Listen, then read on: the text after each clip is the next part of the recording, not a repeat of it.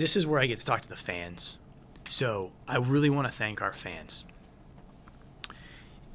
Ever since I've been here, I've always felt that there's been tremendous pride in having the team. And I've always felt that. And part of that, I think, is because of the way the team arrived, right? It was here, and we were in a position to, or I should say they, because I was not here, were in a position to accept the team from New Orleans because the city had rebuilt itself from its own tragedy, right? It was a city that could accept and support an NBA franchise that had hit similar distress, right? Its own tragedy. And I think it's understood that, like, we are one of the smallest cities in the NBA, and maybe wouldn't be top on the list, if there was future expansion. So I think there's a recognition of how much pride in having the team.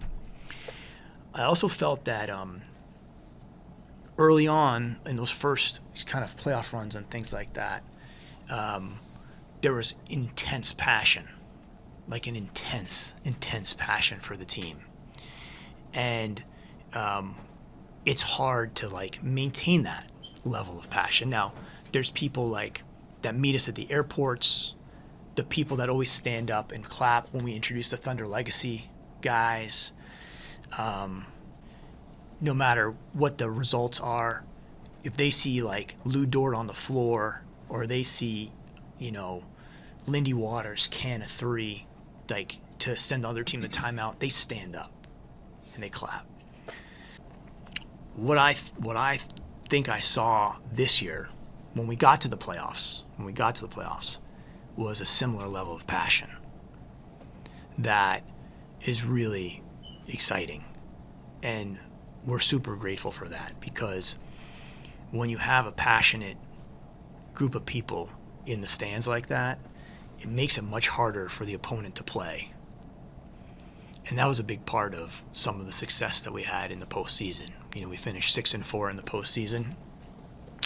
And I thought, the passion and the energy, that was in the arena during the playoff games was really palpable.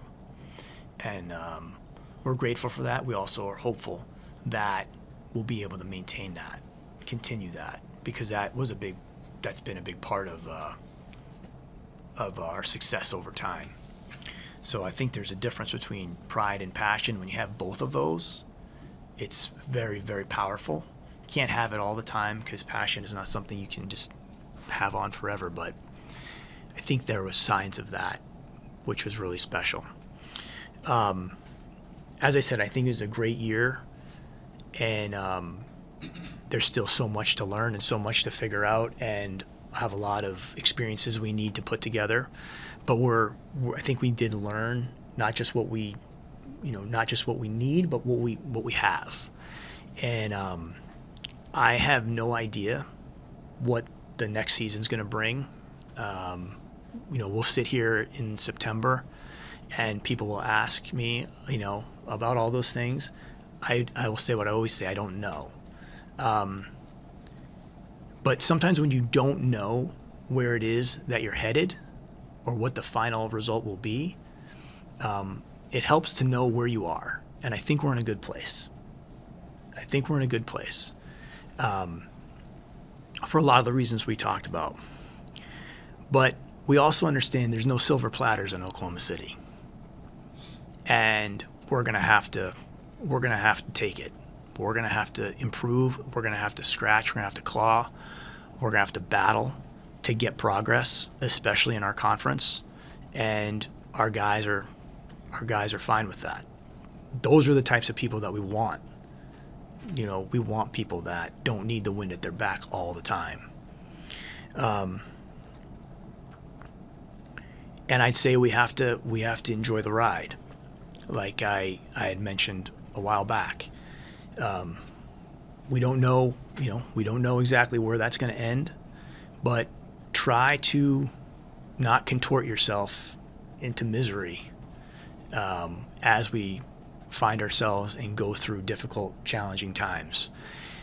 It's a young group of players that will need support, that will not be perfect, that are going to need to continue to find themselves by getting as close to the razor's edge of competition as possible. That's going to make us better. But I'm very confident that if they maintain the way they have, their maturity and the way they have committed to one another and the accountability they've shown to winning, that good things will happen. But we have to walk the line, and as I said earlier, we can crack, we can crack the code, or we can pick the lock. And we need to crack the code, because if we can do that, we can show up again and again, even with the unexpected adversities and curveballs that we're going to get thrown. We have to know our own formula. We have to know how to repeat our success, and it won't be something that